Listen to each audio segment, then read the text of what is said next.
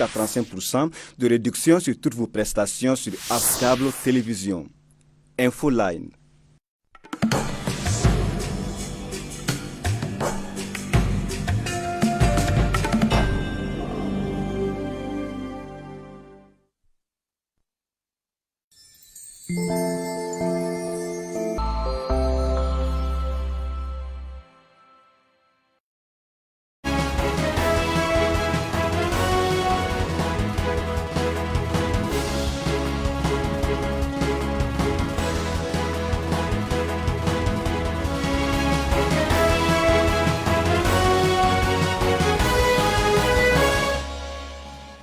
Mesdames et messieurs, bonsoir et merci de venir au débat du dimanche.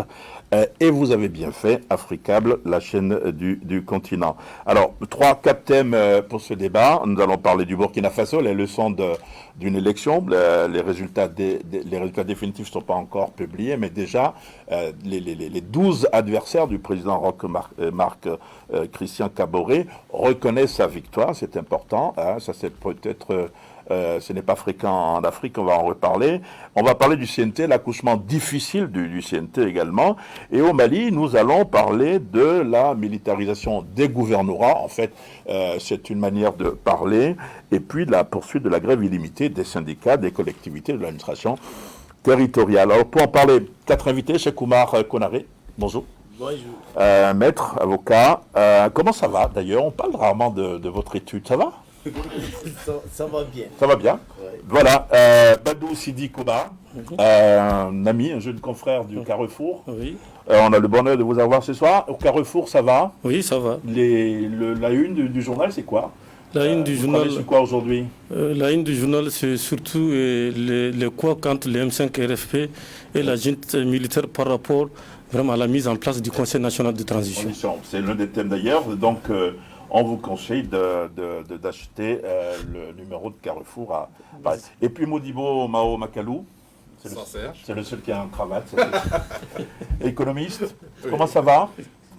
Moi, ça va. Vous avez été beaucoup sollicité ces temps-ci, les incidences, Covid, crise CEDEAO, etc. Ça se calme pour vous ou ça continue? C'est toute la sous-région. Hein. En fait, le monde même est en ébullition. Ouais, donc, je pense que nous traversons une zone de turbulence en espérant que 2021 va s'annoncer plus calme. Voilà. Et puis, l'ami Noum Traoré, bonjour, ça va? Ça va. Chef d'entreprise, comment ça va? On peut demander pour... Ça va? Ça va globalement. Ouais. Alors, vous faites toujours la navette entre Paris et Bamako, ou là, vous êtes là à Bamako finalement? Je fais la navette théoriquement, mais depuis que je suis là, je suis resté. Je continue à travailler, mais mes journées sont à Paris, quoi. D'accord. Voilà, je suis physiquement là, mais... Mais voilà, parce que le problème, c'est qu'on vous invite à chaque fois, on utilise votre science, parce que vous avez la science infuse, mais on ne dit jamais assez ce que vous faites. J'avais vraiment envie de commencer par là. Donc, le premier thème, c'est le Burkina Faso, les leçons d'une élection. Élection présidentielle au Burkina Faso, on le sait.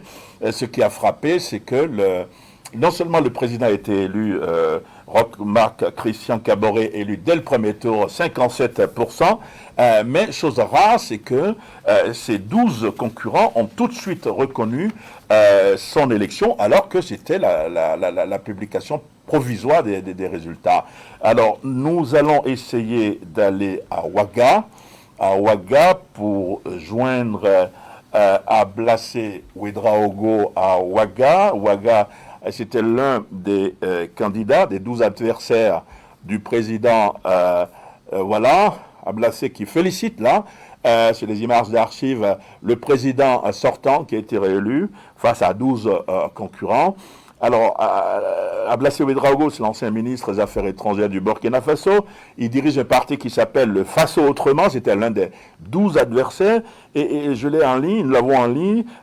Comment, monsieur Ablassé, expliquez-vous l'acte que vous avez posé en rencontrant le président sortant et en reconnaissant dès le départ sa victoire?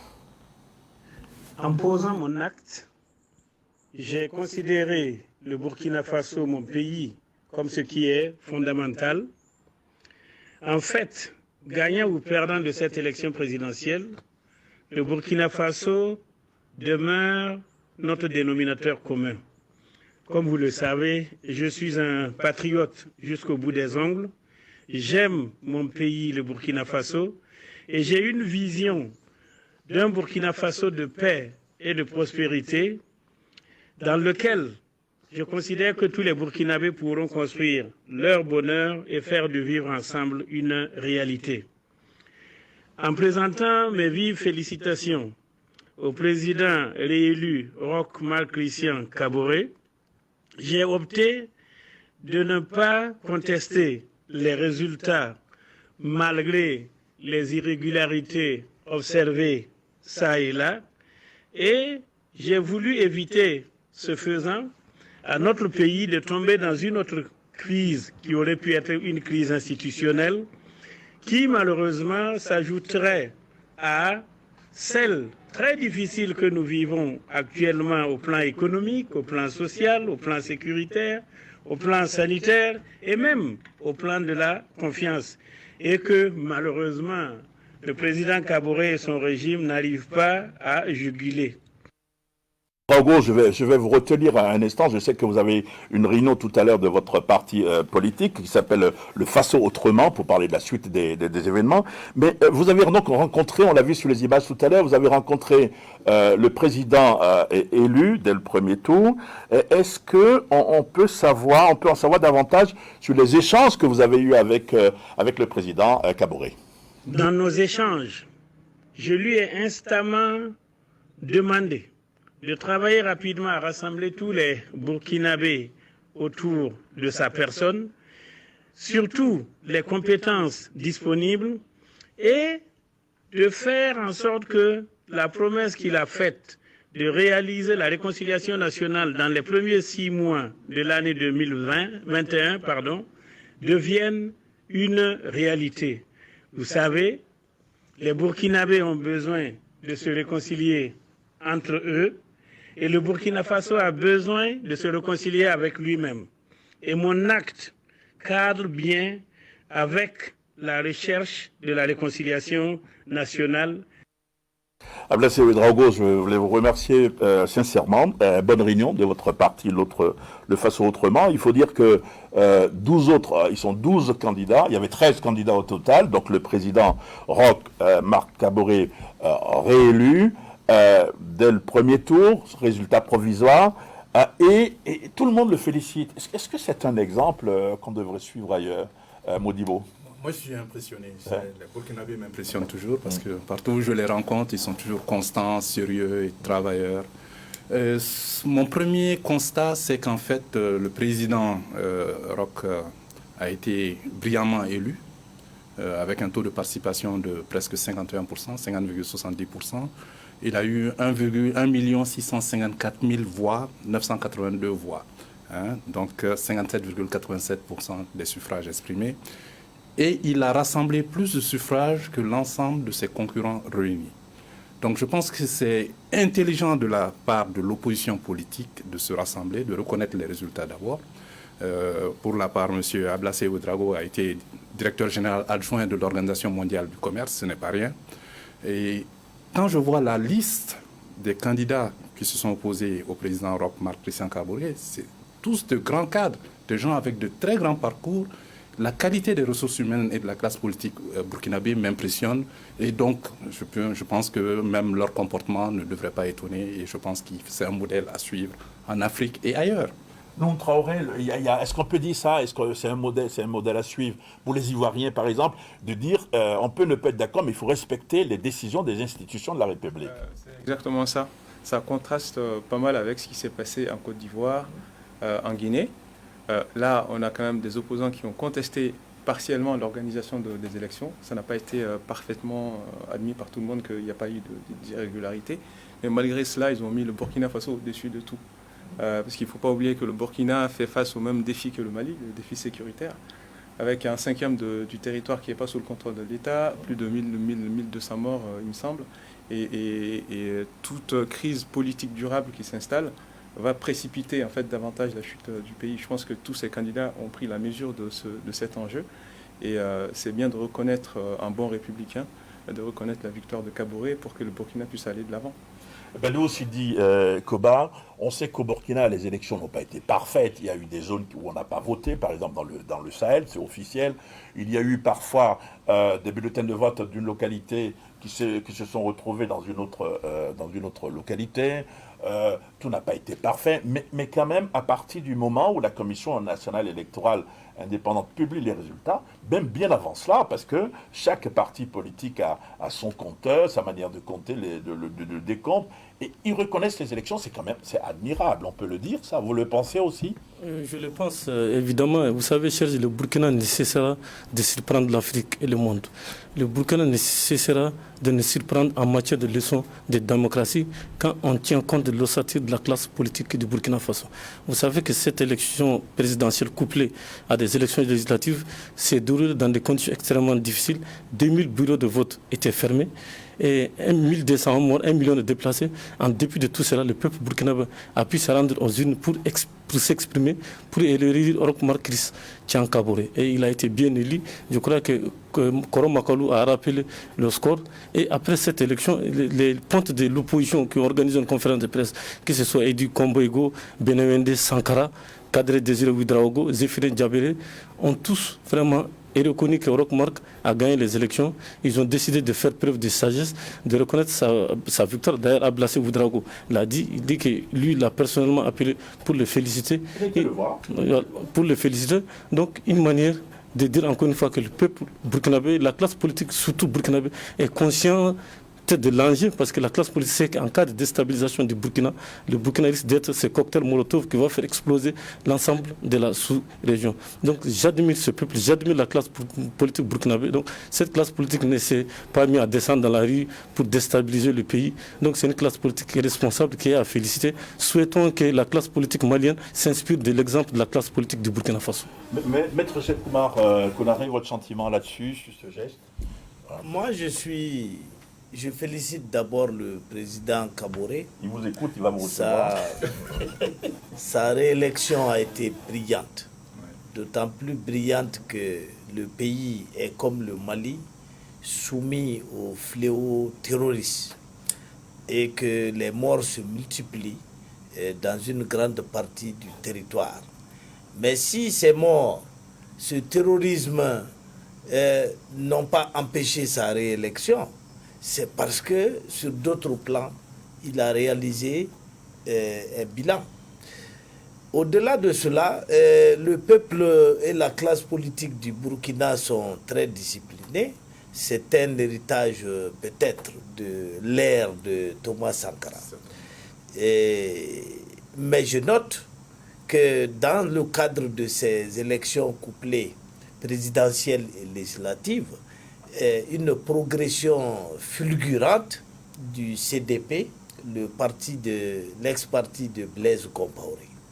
Ça veut dire que ce parti a un véritable socle électoral, que les gens sont nostalgiques de l'ère de Blaise Compaoré, que les nouveaux démocrates représentés par le président Kaboré n'ont pas comblé toutes les aspirations. C'est une invite au président à la réconciliation nationale. Il a d'ailleurs promis, il faut qu'il s'y arrange, réconcilier les Burkinabés sur le modèle d'un consensus politique comme le Mali n'arrive pas à le faire. Alors, vous le dites, il faut la réconciliation nationale, c'est peut-être vrai plus que jamais, parce que même s'il a obtenu 57% des élections, vous disiez tout à l'heure que c'était des élections couplées, il y a eu des législatives également. Le parti au pouvoir, et ça c'est très important, a 56 députés, n'a pas la majorité absolue, parce que pour avoir la majorité absolue, il y a 127 députés à l'Assemblée nationale là-bas, 67 ou 64. En tout cas, il n'a pas la majorité absolue. Il va falloir composer avec les alliés. Il a un allié notamment qui s'appelle le NTD. C'est le Nouveau Temps pour la démocratie. C'est le nom d'un parti politique du Burkina qui a 13 députés selon les résultats provisoires. Donc, est-ce que vous pensez qu'ils vont s'entendre ou qu'il est souhaitable que toute la classe politique autour du président Kaboré s'entende sur un SMIC politique, j'aime bien cette expression, et qu'on forme un gouvernement de large ouverture ou un gouvernement de consensus? Qui veut prendre la parole? Modibo. Je pense que les négociations sont en cours. On a oublié de dire, de spécifier que M. Zéphirin Diabré, qui a été troisième, mais qui était chef de file de l'opposition précédemment, a été voir le président Kaboré aussi. Les 12 adversaires ont été voir le président, on l'a dit. Mais vous avez parlé de l'ascension fulgurante du CDP, l'ancien parti au pouvoir, mais ce n'est pas ceux qui n'ont pas participé aux dernières élections présidentielles de 2015. Ils étaient interdits, voilà. Voilà. Donc ils ont toujours été là, et en fait, le fait que le président Compaoré ait été au pouvoir pendant 27 ans, et vous voyez que toute cette classe politique a participé au pouvoir du président Compaoré, y compris le président Kaboré. Donc, je veux dire que le président Kaboré, maintenant, il n'est pas candidat à un autre mandat. Enfin, en tout cas, on va prier que ce ne soit pas le cas. C'est son second et dernier mandat.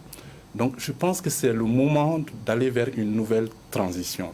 Il faut un nouveau contrat politique au Burkina. Et je pense que c'est cette classe politique burkinabé qui va se recomposer maintenant, se réconcilier pour aller de l'avant. Parce que la politique touche à tout. Sans politique, vous ne pourrez pas avoir une option sécuritaire vraiment viable. Nous ne sommes pas dans une classe dans une salle de classe, je ne suis pas le professeur, vous n'êtes pas les élèves, donc je ne vais pas poser la même question à tout le monde. Le parti de Blaise Compaoré devient, s'il le souhaite, le principal parti d'opposition. Ça vous inspire quoi, Maître Konaré? À mon avis, moi je suis partisan de l'absence d'un système sans opposition. C'est-à-dire que pour moi, en Afrique, l'opposition ne sert à rien. Je vous explique.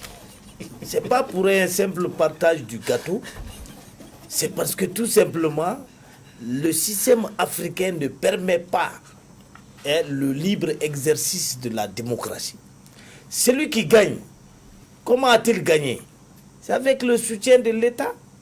L'argent venu de ne sais où. Les fonctionnaires. Les intérêts, c'est avec ça qu'il a gagné.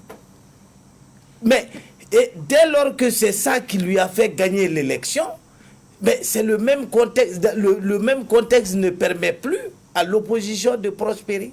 Donc l'opposition ne gagne pas l'élection simplement parce qu'elle est écrasée par le poids de l'État.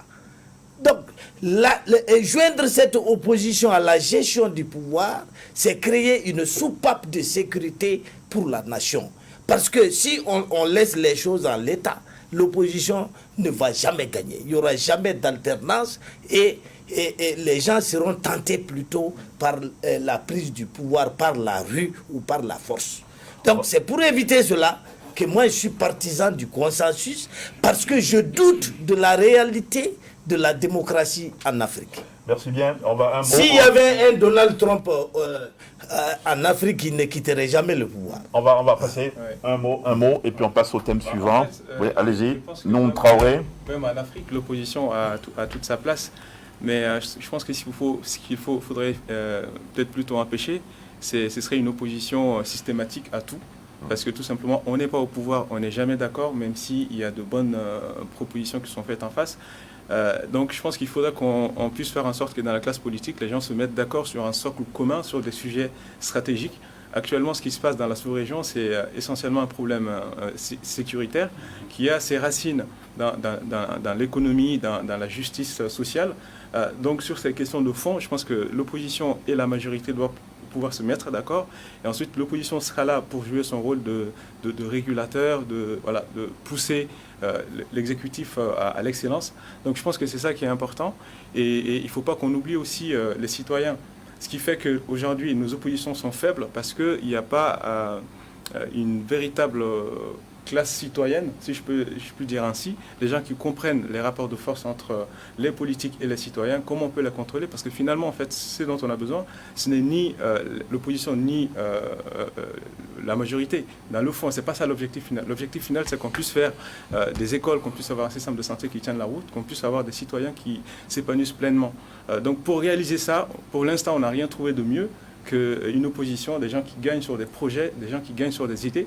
Donc c'est pour ça qu'il faut absolument une opposition et une majorité. Maintenant, à mon avis, la question de fond, c'est de faire en sorte que nous puissions avoir des oppositions qui fonctionnent réellement. Pourquoi nos oppositions ne fonctionnent pas? Pourquoi nos systèmes politiques font en sorte qu'une fois qu'on arrive au pouvoir, on confisque un peu la volonté générale? À mon avis, c'est ça le fond du sujet. Badou, un dernier mot là-dessus. On va revenir au Mali. C'est qu'on assiste à une recomposition de la classe politique au Burkina Faso. Parce que désormais, c'est Edi Kombego qui est le chef de file de l'opposition avec le parti CDP, qui est le parti de l'ex-président Blaise Compaoré. Donc il se retrouve avec 20 députés. Maintenant, 13 pour le moment. 13 pour le moment. 13 députés. Provisoire. Hein. Provisoire. Maintenant, si Roch-Marc Christian Kaboré avec le MPP veut avoir... Non, c'est pas 13, vous avez raison. 13, c'est plutôt le premier allié du pouvoir. Allez-y. Voilà, si Roch-Marc Christian Kaboré avec le parti au pouvoir, le MPP, va avoir une majorité, une large majorité pour pouvoir gouverner, il va falloir qu'il s'appuie sur certains micro-partis. C'est une nécessité absolue. Mais la démocratie burkinabé est unique en Afrique. Le Burkina est un exemple de démocratie. Vous vous souvenez en 2015, quand Gilbert Djendjere a voulu renverser les institutions de la République avec le RCP, c'est l'armée burkinabé elle-même qui s'est mobilisée pour lui faire barrage. Donc c'est une armée républicaine que le Burkina possède aussi. C'est une armée aussi qui ne peut être manipulée ni par un pasteur ni par un mienzé pour pouvoir prendre le pouvoir. Donc pour cela, il faut féliciter cette armée burkinabé et le peuple burkinabé. Voilà, merci bien. Voilà, pour le Burkina, il fallait vraiment insister là-dessus, revenir là-dessus, parce que c'est toujours la grisaille politique sur le continent, dès qu'il y a des élections, on les conteste, etc. Et c'était vraiment un modèle. Alors, pour terminer avec le Burkina, 2 messages reçus. Merci à Dani Lamine, qui nous envoie un message, et merci à Geneviève, c'est une téléspectatrice, soyez pas jaloux. Voilà. Nous allons revenir au Mali. Au Mali, avec le CNT, accouchement difficile, Conseil national de transition, qui doit jouer le rôle, comme on le sait, d'assemblée de transition.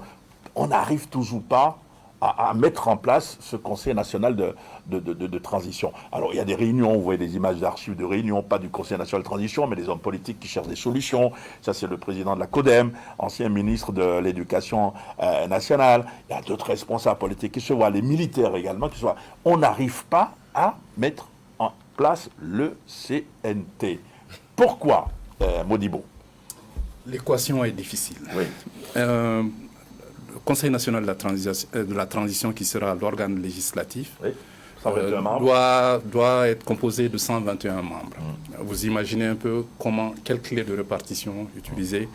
Bon, je pense que les 2 décrets quand même qui ont été signés par le président de la transition, qui sont passés au journal officiel le 11 novembre, ont clairement établi la clé de répartition, oui, et le mode de choix aussi des membres. Et je pense que c'est cela qui pose problème. À mon avis, je pense que la concertation aurait dû avoir lieu en amont, avant la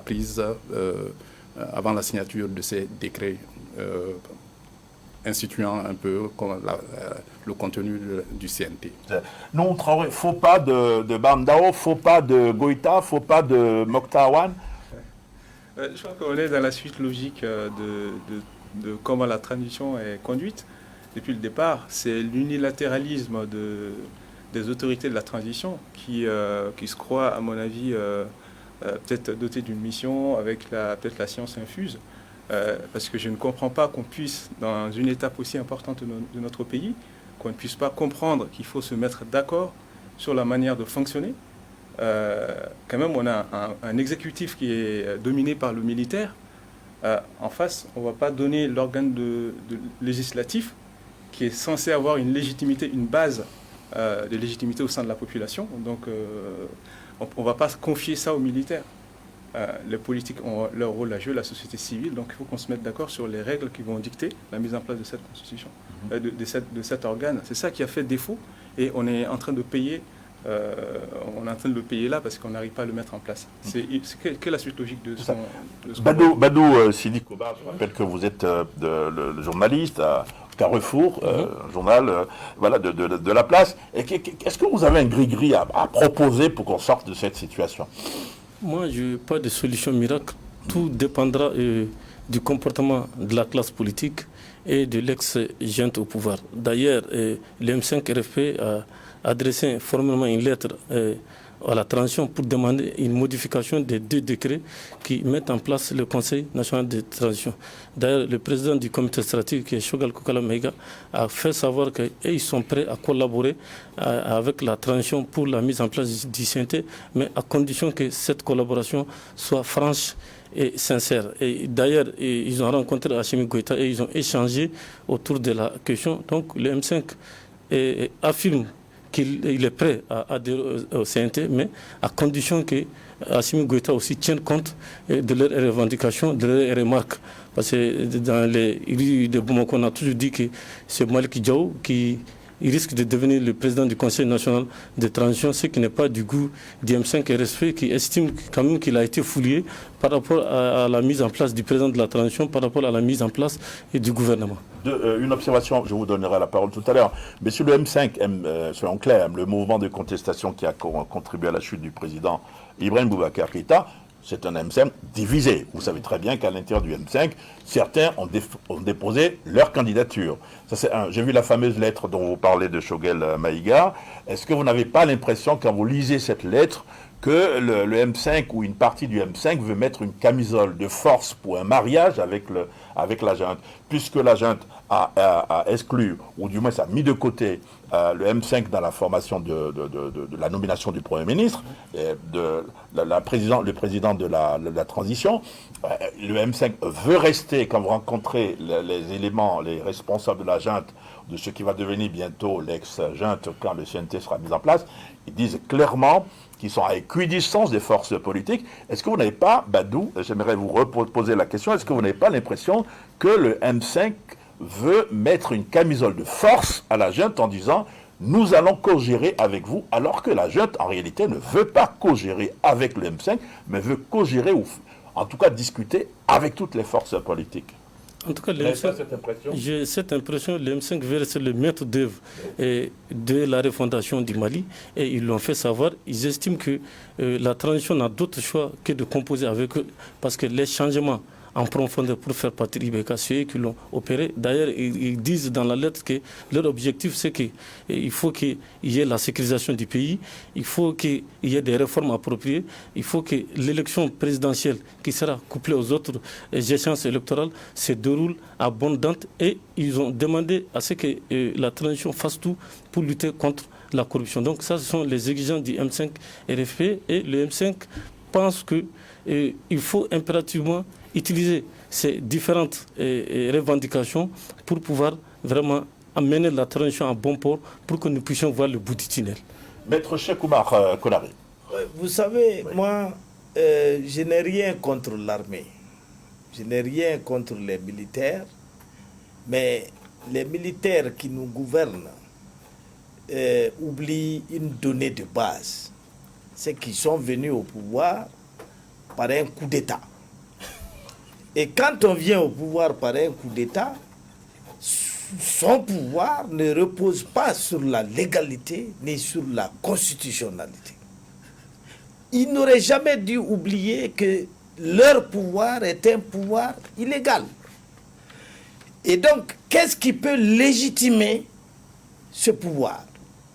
C'est la recherche du consensus, le fait de travailler avec toutes les forces politiques, comme je l'avais conseillé dès le départ. Parce que la légalité, elle ne peut être recouvrée qu'après les élections générales de 2021.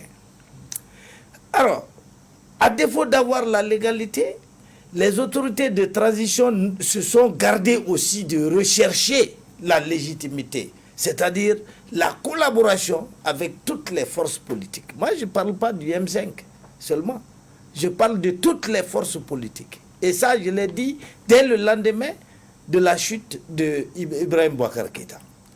Alors donc, pas de légalité, pas de recherche de légitimité, mais qu'est-ce qui reste? C'est de gérer le pays par les baïonnettes.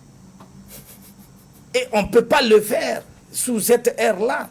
Encore, ce pouvoir aurait-il pu le faire s'il avait l'argent pour calmer les revendications syndicales? Mais il n'a même pas cet argent.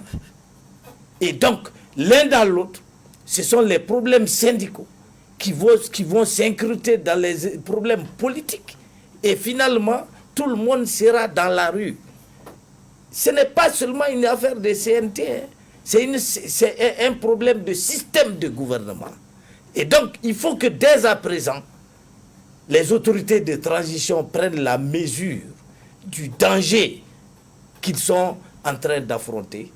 Et comment corriger tout cela? C'est dissoudre ce gouvernement qu'ils viennent de former parce qu'il n'est pas représentatif de la nation malienne. Deuxièmement, laisser le CNT aux hommes politiques. Les militaires n'y ont pas leur place. Et troisièmement, former une nouvelle équipe plus rassemblée, n'est-ce pas, plus représentative de la nation, qui va faire face aux défis de l'heure, notamment le retour de la sécurité et l'organisation des élections. Il ne faut pas se disperser avec des discours populistes, on va lutter contre la corruption. La corruption ne finira jamais tant qu'il y aura la démocratie. Maître Konaré, si je peux... La démocratie et la corruption sont consubstantielles. Si je peux me permettre, je vais relancer. La classe politique est quand même divisée. Vous, par exemple, je me souviens, vous avez conseillé amicalement et gratuitement, j'espère, des députés à un moment qui, lorsque l'Assemblée nationale a été dissoute... Tu te poursuis en diffamation.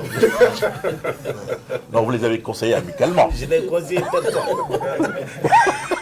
Bon, bref, il y avait, voilà, parole d'avocat. Il y avait quand même, vous vous souvenez, des députés qui ont dit « Nous ne sommes pas d'accord avec la dissolution de l'Assemblée nationale. » Mais vous avez, parmi ces députés, j'ai des noms, ce serait cruel de les citer, vous avez des députés qui ont d'anciens députés qui ont déposé des dossiers de candidature pour être membre du CNT. Est-ce que la junte aujourd'hui ne peut pas dire « Nous avons une classe politique divisée, nous profitons de cette division pour installer le CNT. » C'est ça qu'on appelle la politique politicienne. Le Mali n'en a pas besoin aujourd'hui. Qu'est-ce qu'il faut faire dans ce C'est cas? qu'il faut rassembler tout le monde.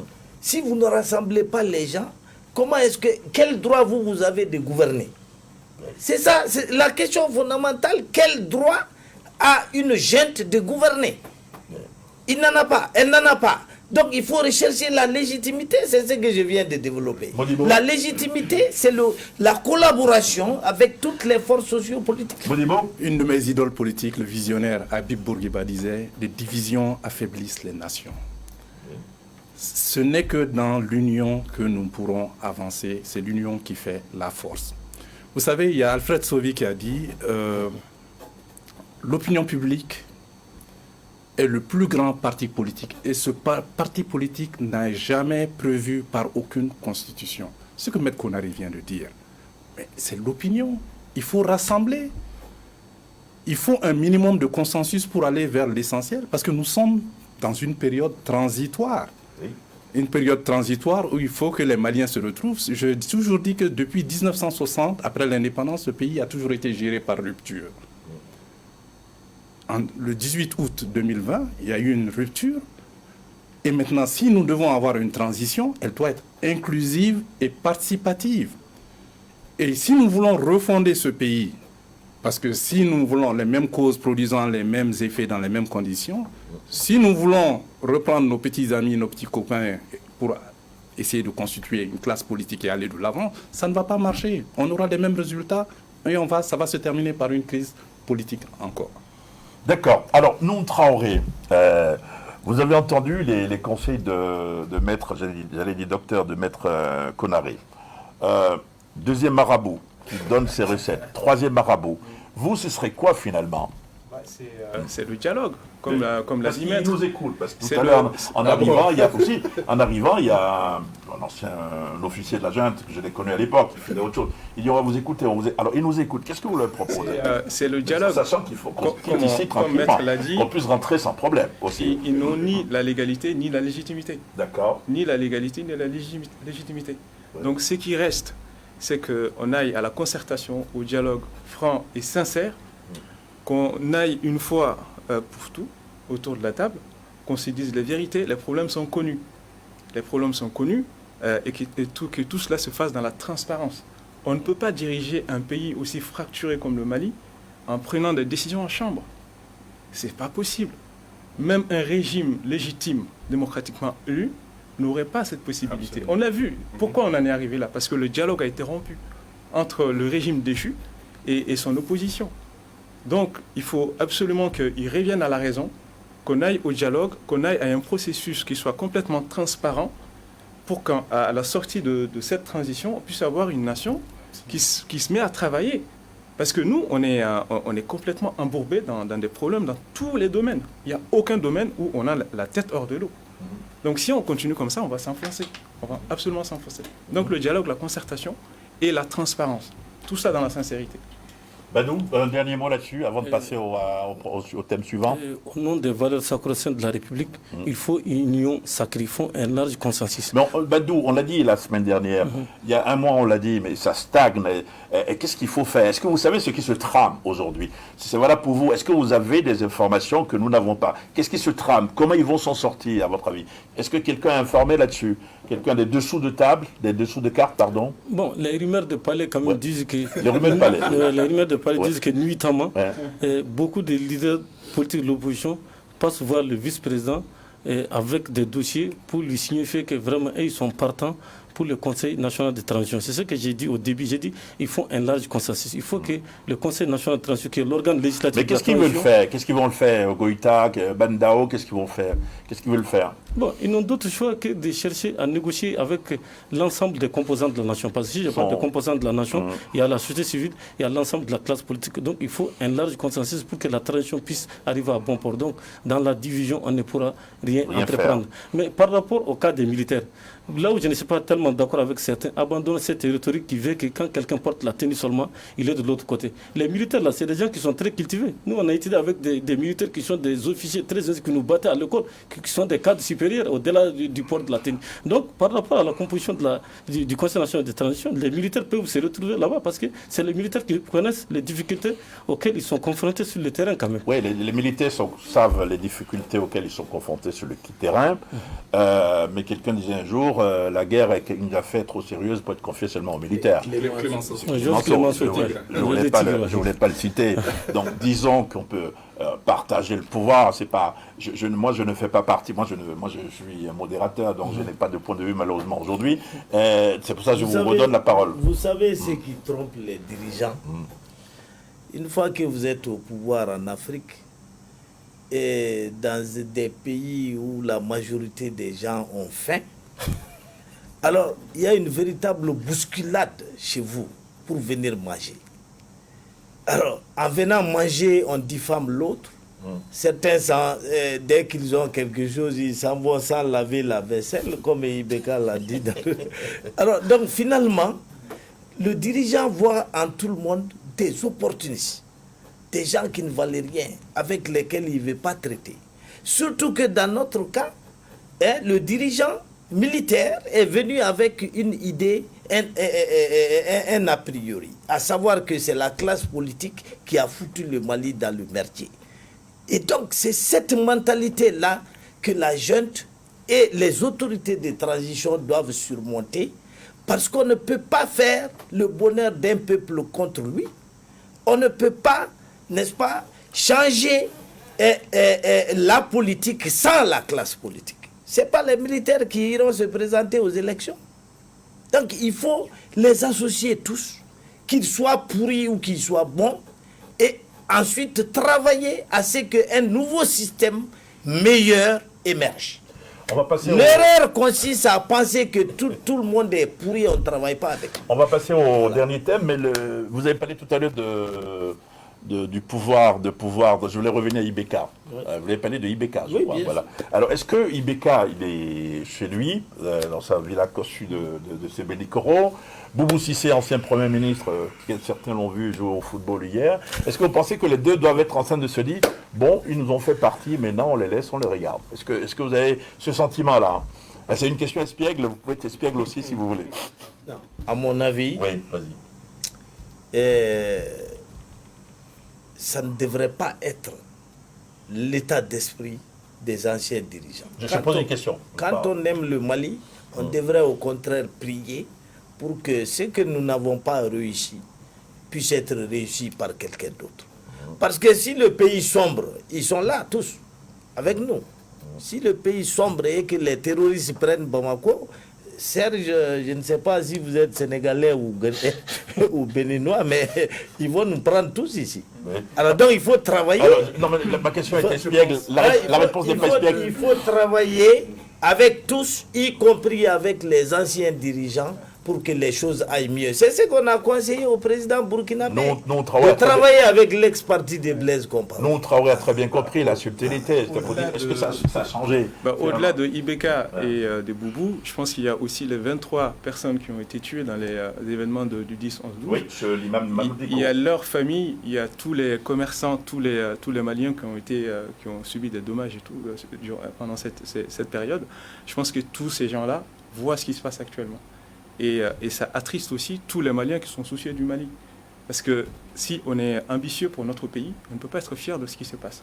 Est-ce qu'on est vraiment en train de donner le meilleur de nous-mêmes? C'est ça la question à se poser. Est-ce que c'est ça qu'on mérite? On ne le mérite pas. Sentiment de rêve irréalisé, de rêve inachevé? Le rêve reste inachevé parce qu'il a parlé des 23 morts, il a parlé des biens publics quand même qui ont été saccagés.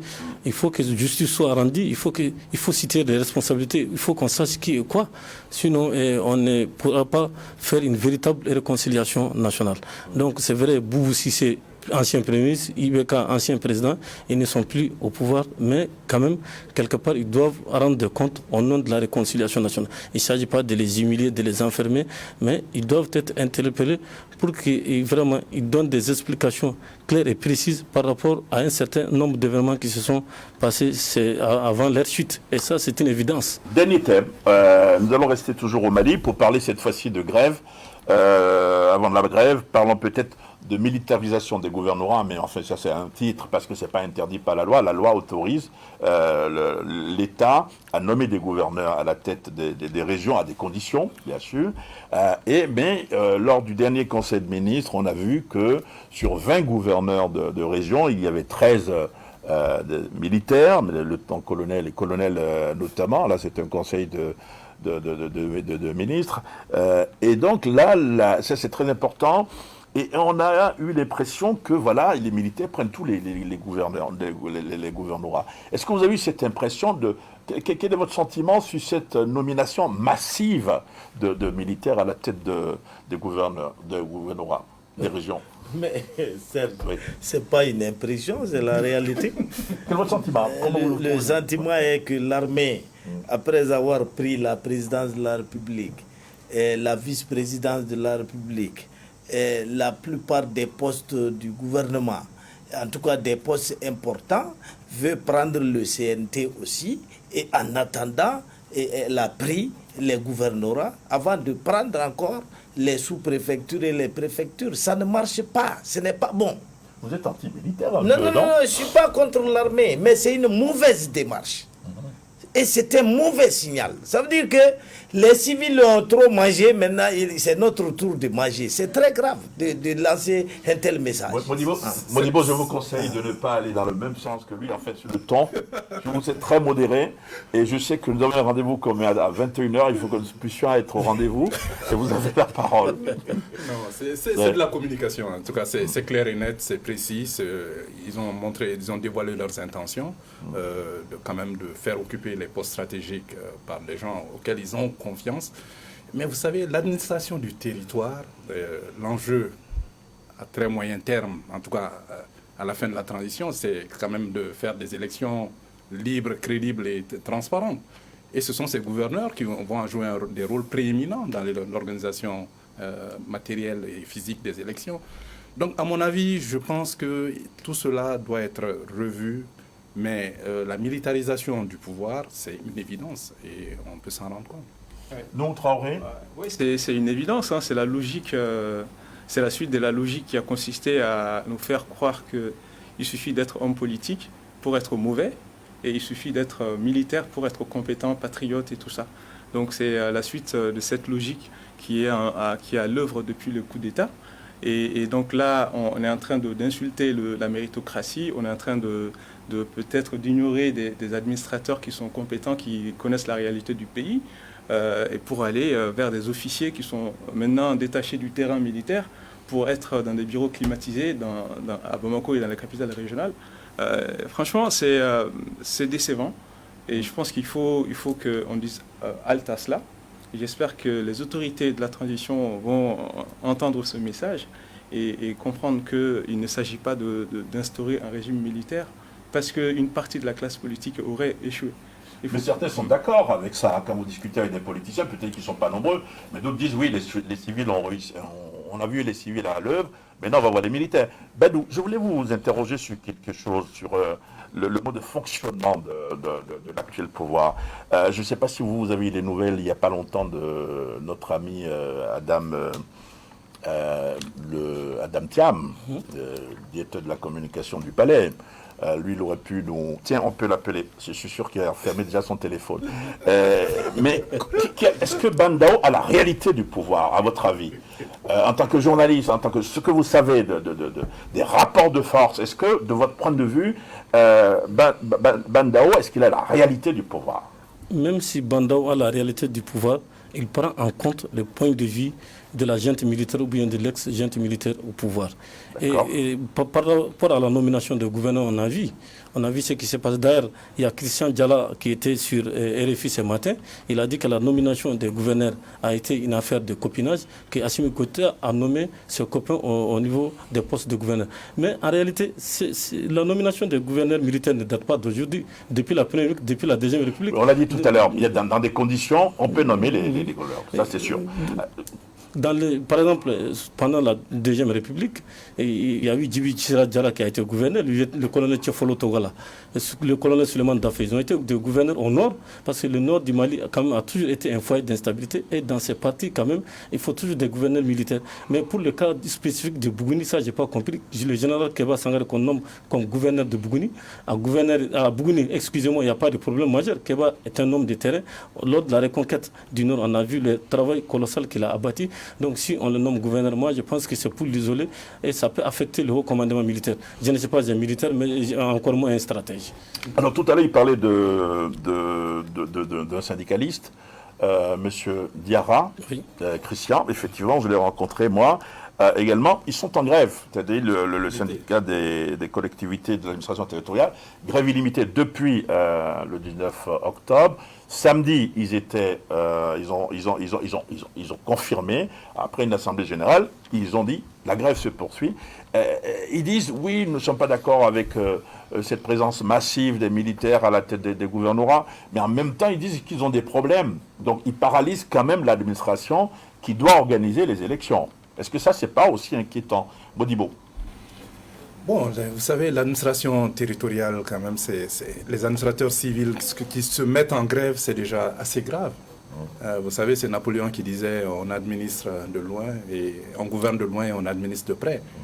Et le problème, c'est avec la régionalisation de notre pays, vous avez les nouvelles régions qui ont été créées, je me demande même avec quels moyens l'État va pouvoir faire opérationnaliser ces régions. Donc je pense qu'il faut qu'on revienne à un plus large consensus, un forum social, économique, une discussion large, ouverte et participative où les gens vont se parler, où les Maliens vont franchement se parler, tous les corps, pour éviter le flot de grève que nous voyons un peu partout. Vous êtes économiste, il y a des incidences financières parce qu'ils demandent d'améliorer des primes, que d'autres ont eu d'ailleurs.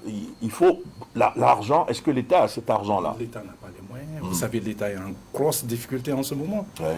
La pression fiscale était de 15% l'année dernière, elle va être à moins de 10%. L'État va perdre au moins la moitié de ses recettes fiscales, environ 1000 milliards de francs CFA. Mais comment l'État va faire? Et vous savez, le fonctionnement de l'État pèse sur les finances publiques. 80% du fonctionnement de l'État est composé des recettes fiscales.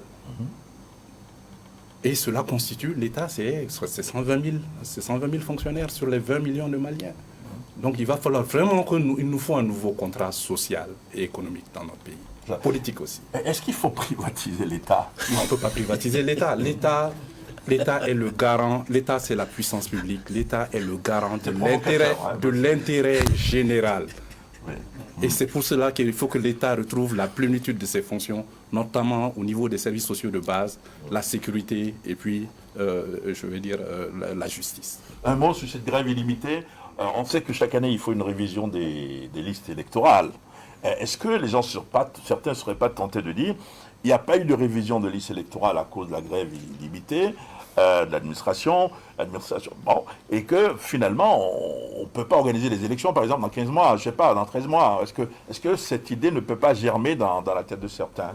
Tout est possible. C'est une situation qui est très volatile, qui évolue assez rapidement. Mais on revient au point initial qu'on a abordé tout à l'heure. C'est-à-dire le front social, on ne peut pas le calmer si on ne va pas au dialogue. Il faut discuter avec les gens. Si l'État n'a pas les moyens, jusqu'à quel point l'État n'a pas les moyens, qu'est-ce qui est possible, qu'est-ce qui ne l'est pas, on est absolument obligé de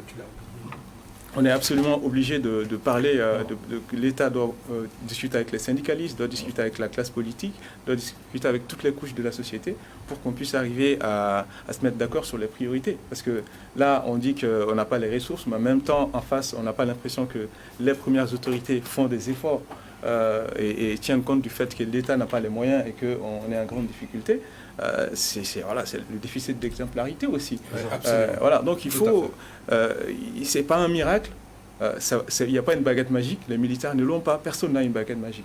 Il faut qu'on se mette autour de la table, qu'on discute, qu'on mette les problèmes sur la table, qu'on se rende compte de ce qui est faisable et ce qui ne l'est pas. Absolument. Les syndicalistes, ce n'est pas des gens irresponsables. C'est pas des gens irresponsables, donc ils sont capables de comprendre que l'État n'a pas les moyens, mais on doit quand même proposer des choses en face. D'accord.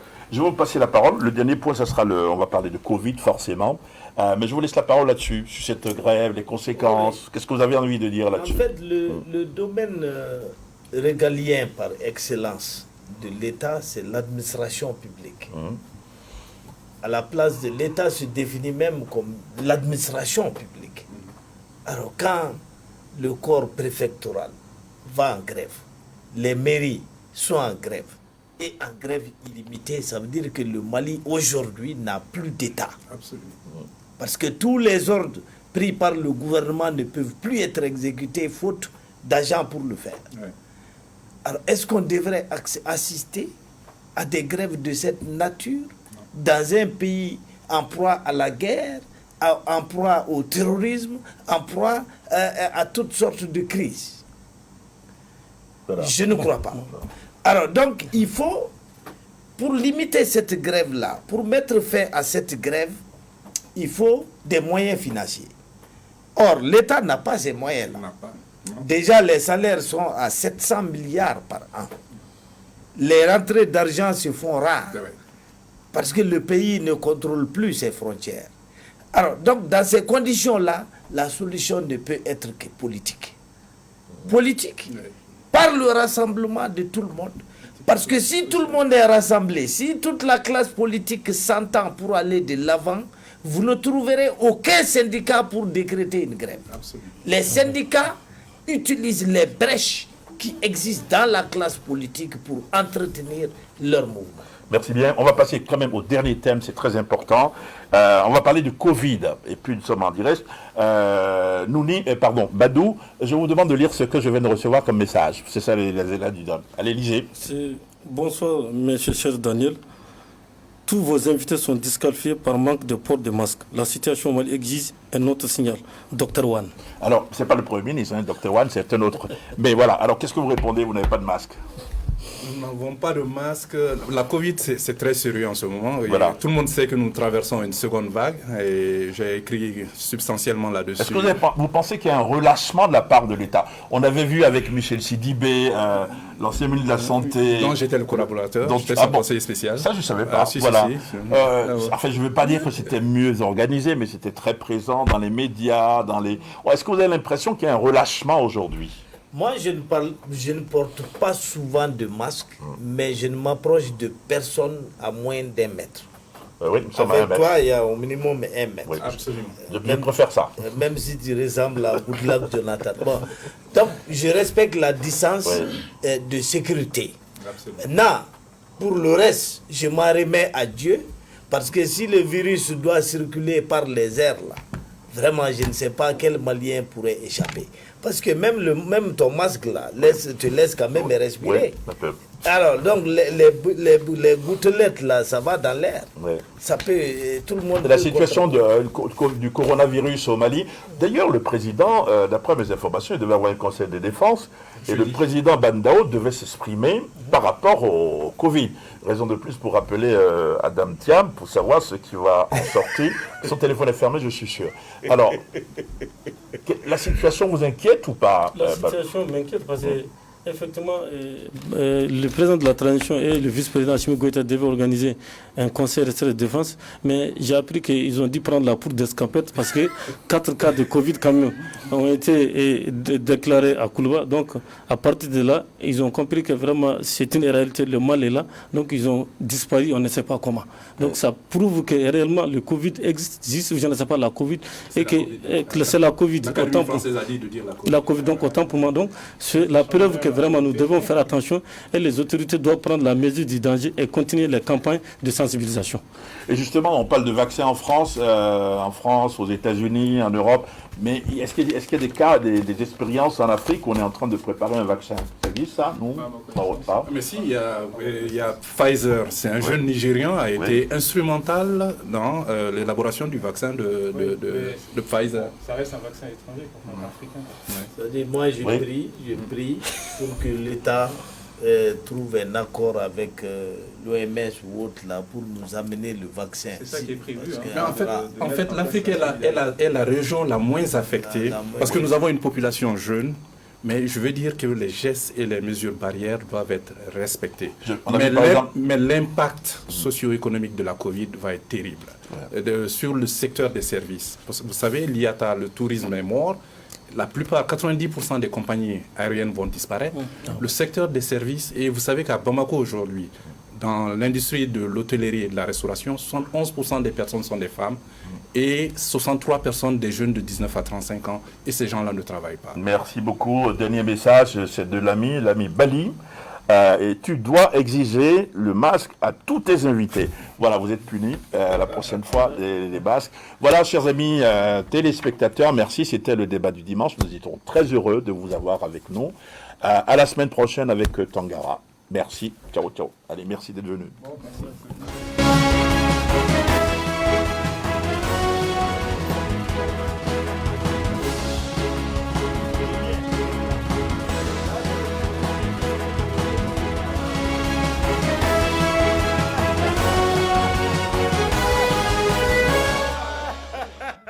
il faut qu'il y ait des gens qui leur disent un peu la vérité.